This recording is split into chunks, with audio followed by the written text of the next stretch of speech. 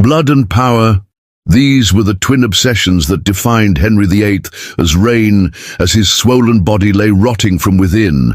During those final winter days of 1547, England's most notorious king faced his mortality with the same ruthless calculation that had seen him execute 2 wives and countless enemies.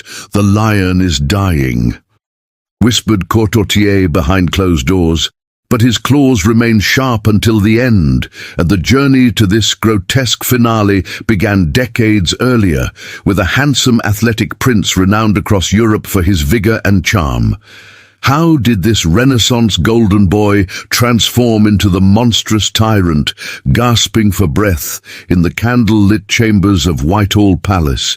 The answer lies not just in his infamous marriages, but in a series of medical catastrophes that would twist both his body and mind beyond recognition.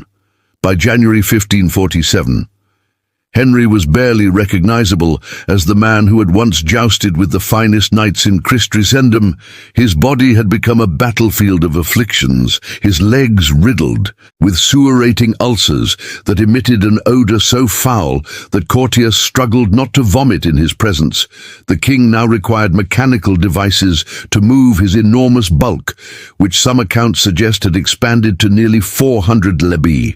His once handsome face had grown distorted and bloated, the eyes sunken deep into flesh that had taken on a sickly yellow hue. The royal physicians had exhausted their limited arsenal of remedies. Bloodletting herbal concoctions and prayers all proved futile against the cocktail of ailments consuming their sovereign. Most modern historians believe Henry suffered from type 2 diabetes, gout, and possibly osteomyelitis, a painful bone infection that would explain the chronic agony in his legs. More troubling was the king's mental deterioration. His legendary temper had worsened into explosive rage episodes interspersed with periods of confused lethargy. Yet even as death approached, the politics of succession consumed the royal court. The king's third wife, Jane Seymour, had finally provided him with a male heir, the frail 9-year-old Edward, but powerful factions were already positioning themselves to control the boy.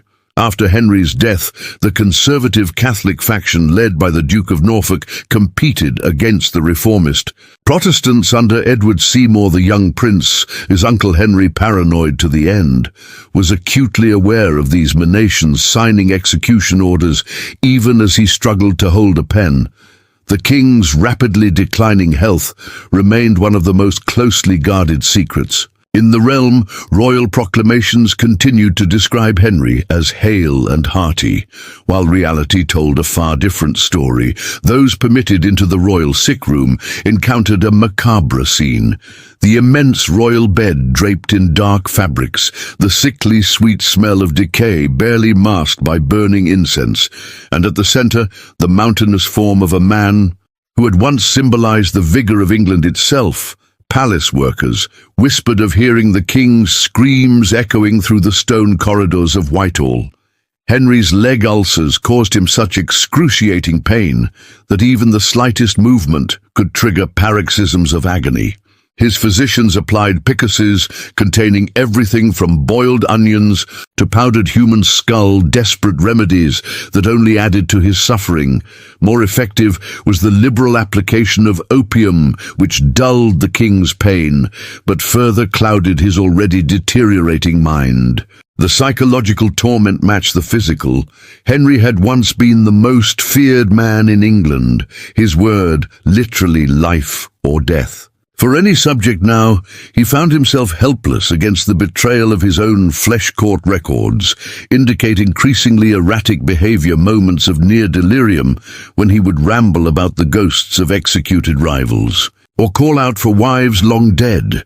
In more lucid periods, the king obsessively reviewed his will, determined to control the future of his dynasty, even beyond the grave contemporaries. Noted with alarm how the king vacillated between religious positions during these final days, having broken from Rome to establish himself as head of the Church of England. Henry now seemed tormented by spiritual doubts. He would demand Catholic rituals, One day then reaffirmed Protestant principles the next.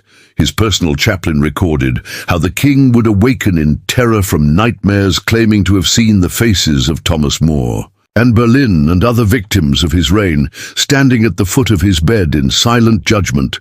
The king's impending death created a dangerous power vacuum that his courtiers rushed to fill. The Privy Council fractured into competing factions, each maneuvering to secure advantageous positions in the coming regency.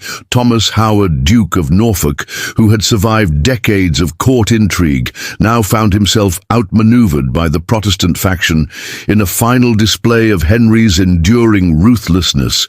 Norfolk was sentenced to death for treason in the dying king's name, though he would ultimately survive when Henry expired before the execution could be carried out. January 27, 1547, marked the beginning of Henry's final collapse. Witnesses reported that the king experienced a seizure so violent that attendants had to hold him down to prevent injury. When the episode passed, Henry struggled to speak his right side, partially paralyzed, clear evidence of what modern medicine would identify as a massive stroke. The court physicians, deeply aware that failing to save the king could result in their own disgrace or execution, worked frantically to revive their patient, applying hot irons to his skin and forcing bitter medicinal concoctions down his throat throughout this ordeal. Access to the royal bedchamber remained strictly controlled by Henry's most trusted advisor, Thomas Cranmer, the Archbishop of Canterbury. This secrecy served a practical purpose beyond mere dignity. News of the king, his imminent death, could trigger premature power grabs or even foreign invasion. Cranmer ensured that only the most essential attendants were permitted entry, and each was sworn to absolute silence regarding the monarch's condition. Even Queen Catherine Parr, Henry VI, and surviving wife was kept at a distance during certain critical periods. The king drifted in and out of consciousness as January turned to February during brief periods of lucidity. Henry reportedly expressed growing terror about his imminent judgment. Before God, the man who had executed 2 wives, countless nobles, and thousands of common subjects now faced his own mortality with increasing. Crown was summoned urgently to the royal bedside. As Henry's breathing became increasingly labored, contemporary accounts describe how the king, unable to speak, was asked to squeeze Cranmer's hand if he placed his faith in Christ rather than in the religious ceremonies he had once valued. Henry reportedly squeezed with his remaining strength before slipping into his final coma, a poignant detail dread, according to one attendant, his diary. The king was heard mumbling prayers and begging forgiveness in his sleep, a stark contrast to the unyielding autocrat who had reshaped England's religious landscape through sheer force of will. Court records revealed the extraordinary measures taken to preserve Henry's remaining dignity during these final days. As bodily functions failed, teams of servants worked in shifts to manage the increasingly distasteful tasks of cleaning and moving the massive royal body. The ulcers on his legs had grown so severe that bone was reportedly visible through the necrotic tissue. The stench became so overwhelming that perfumed handkerchiefs became essential accessories for anyone entering the royal chamber, and windows would be flung open despite the winter cold whenever the king lost consciousness by February 27th. Even the elaborate pretense that the king might recover could no longer be maintained within court circles, Archbishop often cited by Protestant historians. As evidence of a deathbed conversion, the king died before dawn on January 28, 1547, even in death.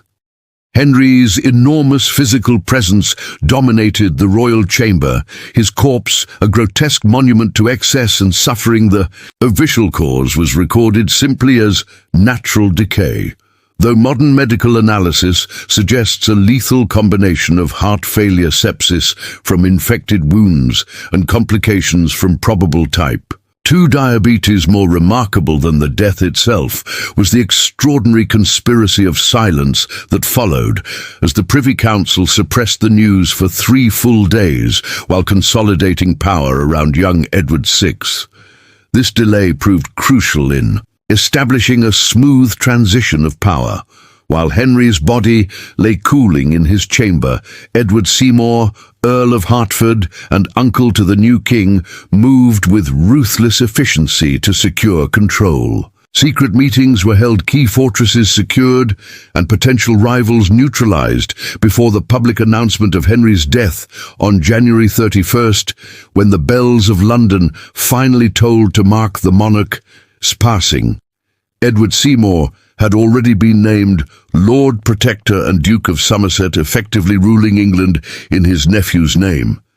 The disposal of Henry's remains presented unique challenges that reveal much about both Tudor funeral practices and the king's physical condition. A death court records document that the royal corpse began decomposing with alarming speed, likely due to the advanced infections already present. Embalmer worked frantically to prepare the body, removing internal organs and filling the cavities with fragrant herbs and preservatives. Even these experts were reportedly shocked by the state of Henry's internal organs, particularly his diseased liver and engorged heart. Henry's coffin required special construction to accommodate his enormous girth, reportedly measuring nearly twice the width of a standard noble's casket. The weight necessitated a reinforced bier and additional pea-bearers for transport during the lying in state at Whitehall. Witnesses reported that the lead-lined coffin actually split under pressure from gases building within the decomposing body, leaking fluids onto the floor of the chapel. This macabre detail was hastily covered up, but accounts suggest the dogs licked at the seepage, creating a grotesque final indignity for a king obsessed with majesty. The funeral procession to Windsor Castle on February 16th provided the Tudor regime one final opportunity to display Henry's power. Even in death, black-draped horses pulled the massive coffin through streets lined with mourners, while effigies depicted the king as he had appeared in his prime, rather than the bloated figure he had become at St. George's Chapel in Windsor Castle. Henry was laid to rest beside Jane Seymour, the only wife who had given him a son and heir, and the only one who had been spared the experience of falling from royal favour by dying of childbirth complications before Henry's affections could wane. The physical reality of Henry's decomposing corpse stood in stark contrast to the myth-making already underway about his reign court.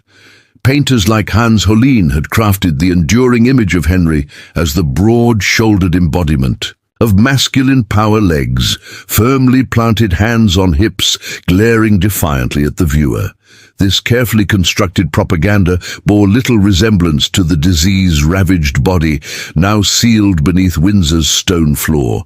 Yet it would become the definitive representation of Henry VIII in popular imagination for centuries to come.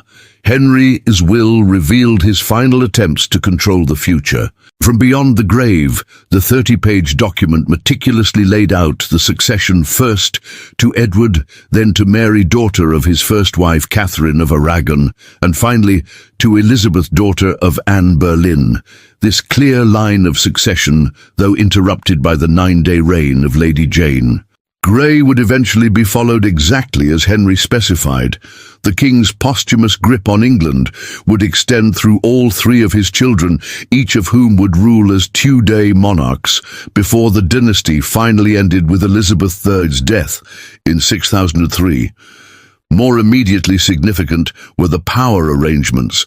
Henry established for Edward's minority, the king created a regency council of 16 men intended to govern collectively until Edward reached 18. This balanced approach reflected Henry's distrust of any single nobleman gaining too much influence over his son.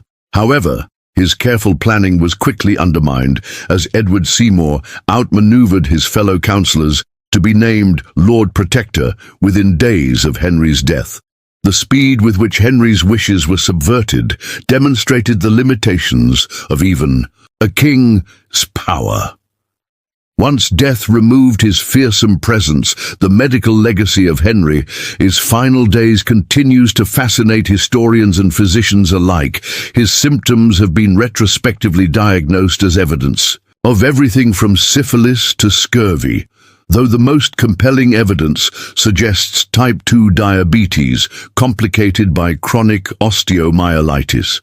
The king's medical records reveal increasingly desperate treatments, from the application of live pigeons cut in half and placed on his festering wounds, to experimental concoctions of gold and pulverized precious stones.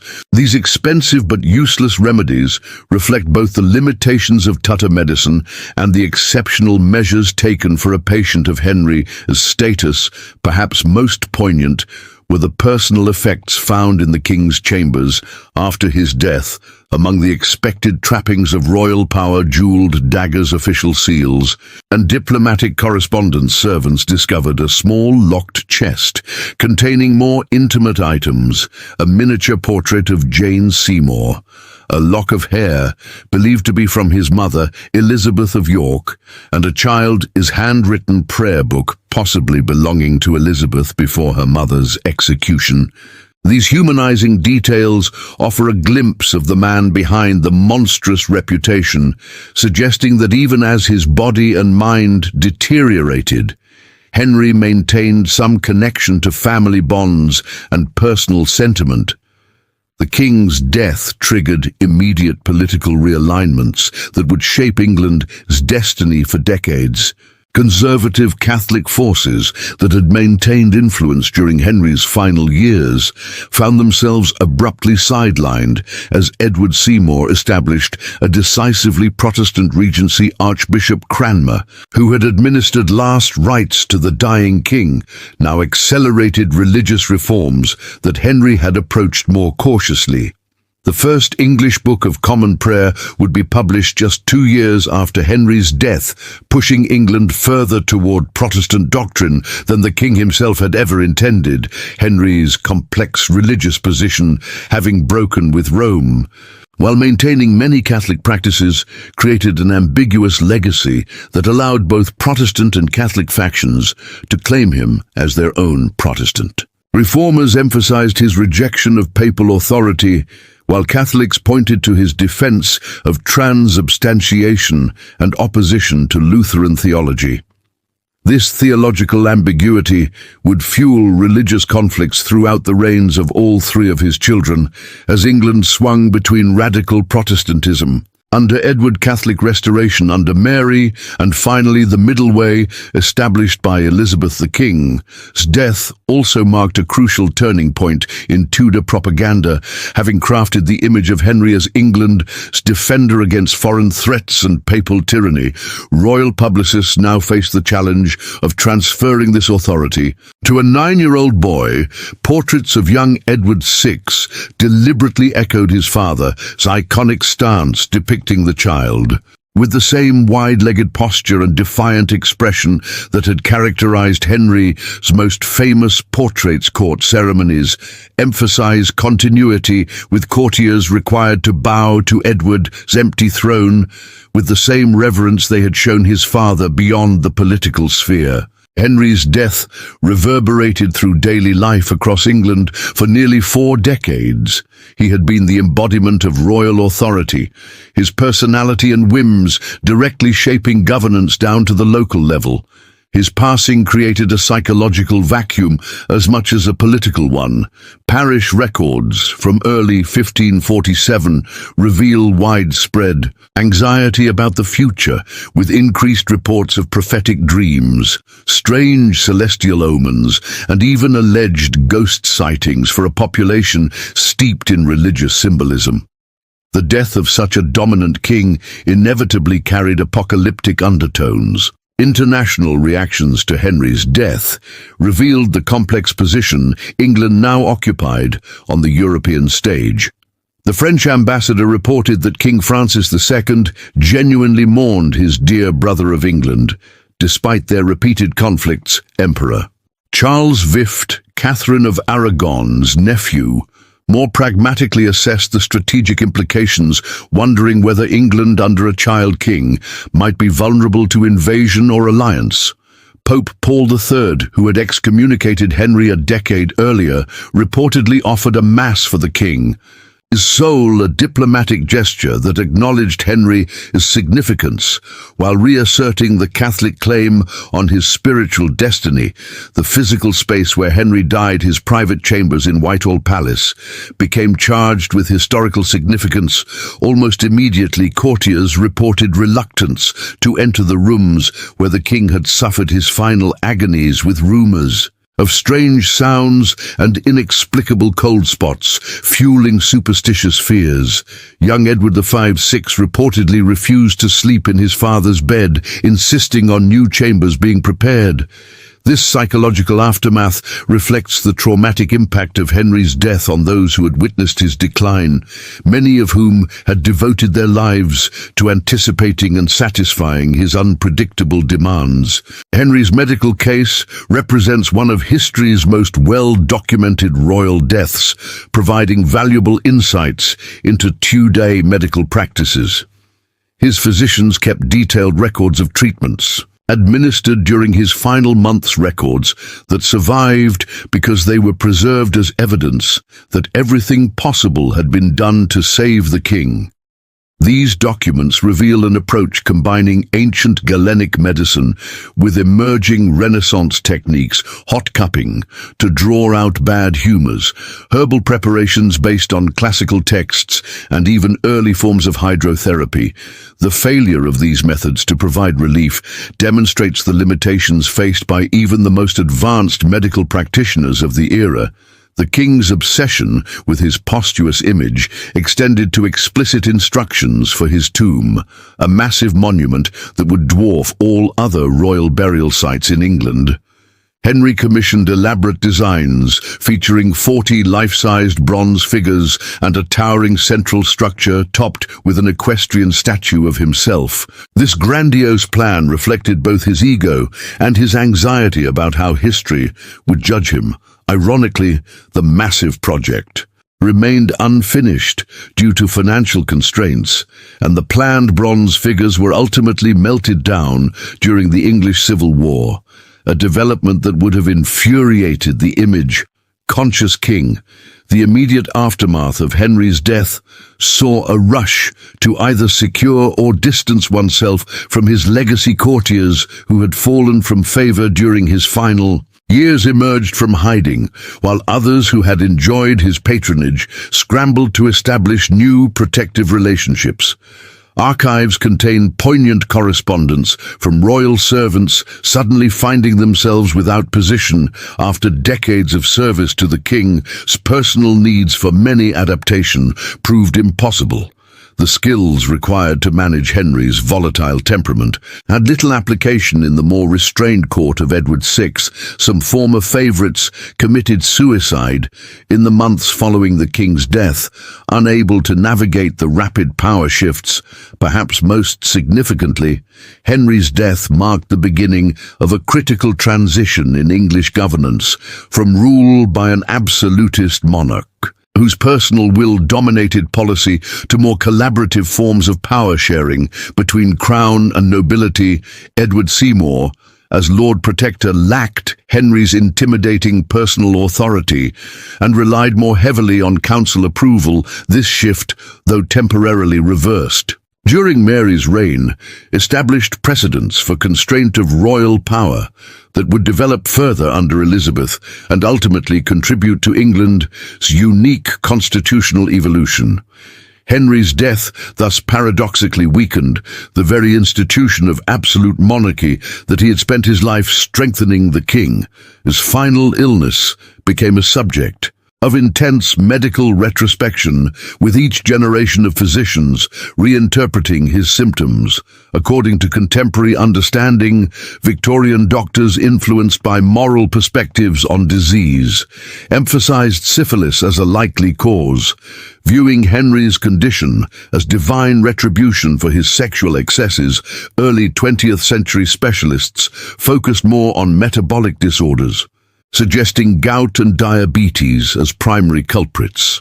Modern medical historians have proposed more complex diagnosis, including Mloud syndrome, a rare genetic condition that would explain both his physical deterioration and psychological changes, and chronic traumatic encephalopathy resulting from multiple jousting injuries in his youth.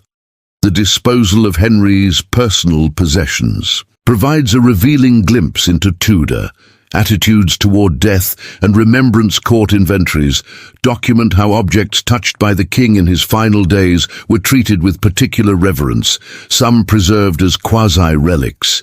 Despite the official Protestant rejection of such practices, his final set of night clothes stained with bodily fluids was ceremonially burned under Cranmer supervision, an act combining practical sanitation with symbolic significance.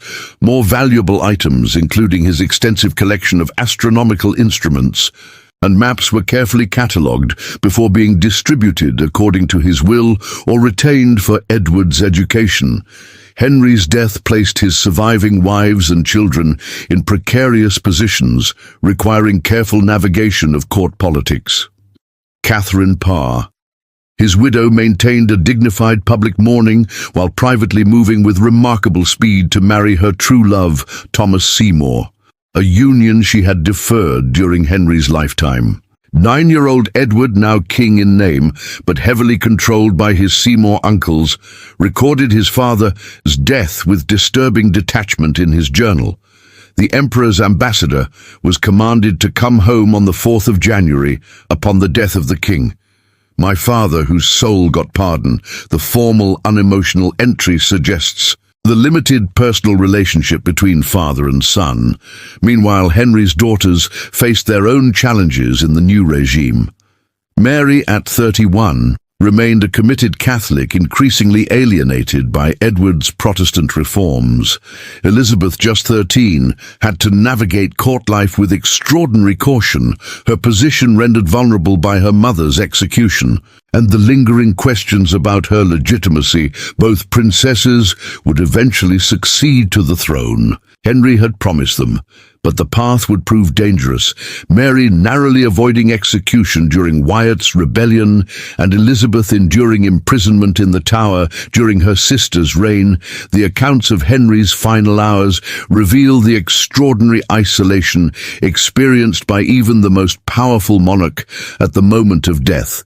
Despite being surrounded by physicians, attendants, and courtiers, contemporary records suggest Henry faced his end in essential solitude, separated from others by both his royal status and the uniquely personal nature of death itself. Archbishop Cranmer, attempting spiritual comfort, reportedly received little response beyond that final hand squeeze. The king, who had commanded absolute obedience throughout his realm, found himself ultimately journeying beyond alone, a poignant reminder of mortality's great leveling power. The year following Henry's death revealed how thoroughly his personality had dominated English governance. Administrative records show a backlog of decisions that had awaited his personal attention, many concerning issues that could have been resolved by subordinates, but were elevated to royal decision due to a culture of extreme deference under Edward's regency. Government processes were necessarily restructured to function without the king's direct involvement. This transition, while initially chaotic, ultimately strengthened institutional governance, developing bureaucratic systems that could operate independently of the monarch's personal attention. Henry's elaborate funeral procession represented his final appearance in England's public theatre of power. Contemporary accounts describe horses draped in black velvet heralds, bearing ceremonial weapons, and a life-sized wax effigy of the king in full regalia. Atop his coffin, the artificial body, substituting for the decaying natural one concealed beneath this procession, travelled from London to Windsor over several days, allowing thousands of subjects to witness this last manifestation of Tutter majesty.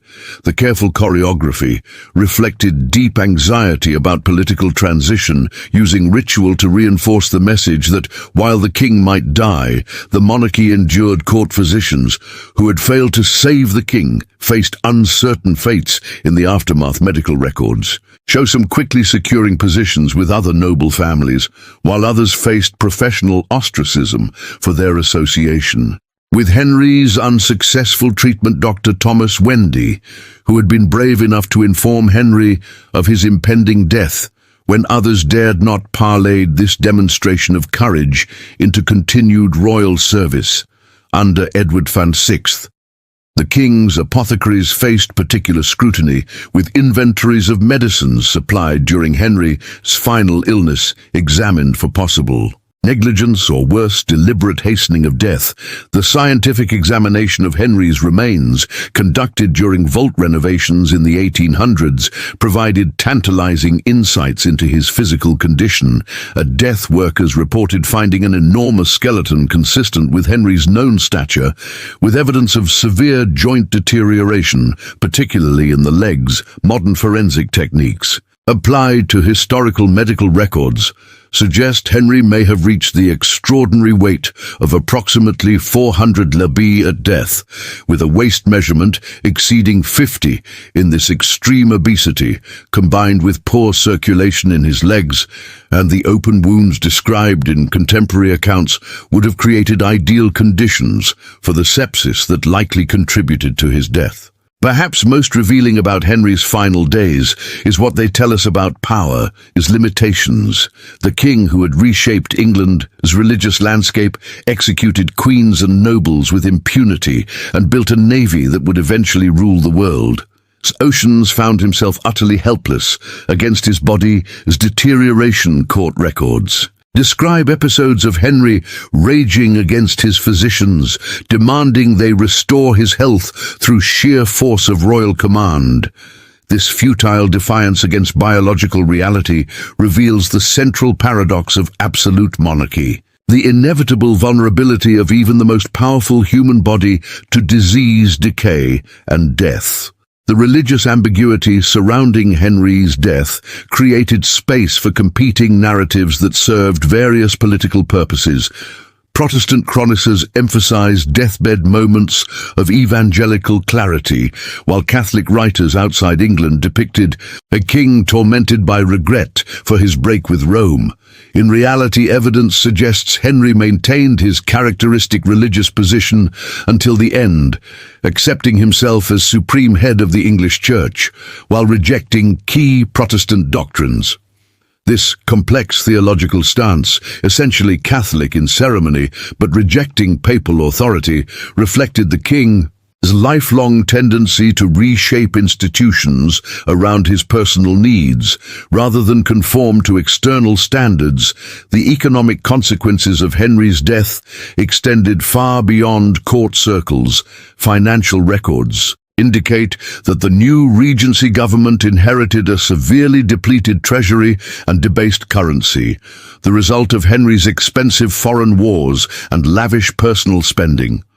By some estimates, Henry spent the modern equivalent of 200 million on palaces alone during his reign. This financial crisis forced Edward Seymour to continue Henry's controversial policy of selling monastic lands, accelerating one of the largest transfers of property ownership in English history. The economic ripples of Henry's extravagance would contribute to inflation and social unrest throughout his children's reigns. Henry's physical decline served as a potent metaphor for contemporary observers, many of whom viewed the king's body as symbolic of the nation itself, just as medieval political theory had presented the monarch as the head of the body politic. Tudor writers interpreted Henry's decaying flesh as emblematic of deeper corruption within the realm. Surviving sermons from 1547 show preachers drawing explicit parallels between the king's infected legs and perceived moral rot in English society. This symbolic reading gained political utility during Edward's reign, as reformers argued that just as Henry's body had required radical intervention, so too did England's religious practices need purification. The final days of Henry VIII represent a unique moment where medieval and early modern concepts of kingship collided. On one hand, the elaborate death rituals, concerned with proper burial and anxiety about succession, reflected ancient patterns of royal death dating back centuries. On the other, the detailed medical records, legal precision of Henry's will, and institutional continuity of government represented more modern approaches to state power. Henry thus died, straddling two eras, the last English king, to wield truly medieval authority, but also a monarch who had pioneered the bureaucratic state apparatus that would define future governance. What ultimately makes Henry VIII's death so compelling is not just its gruesome physical details or political significance, but what it reveals about the human condition itself. The king, who had dominated his era through sheer force of personality, ended his life confronting the same limitations faced by the humblest of his subjects. Contemporary accounts suggest Henry experienced moments of existential terror in his final days, facing judgment, not as a king, but simply as a man, as the Archbishop of Canterbury reportedly reminded him while administering last rites, "You are about to appear where no titles bear weight, and no earthly power offers protection in that final human vulnerability." Perhaps England's most infamous king achieved a connection with his subjects that had eluded him throughout his reign.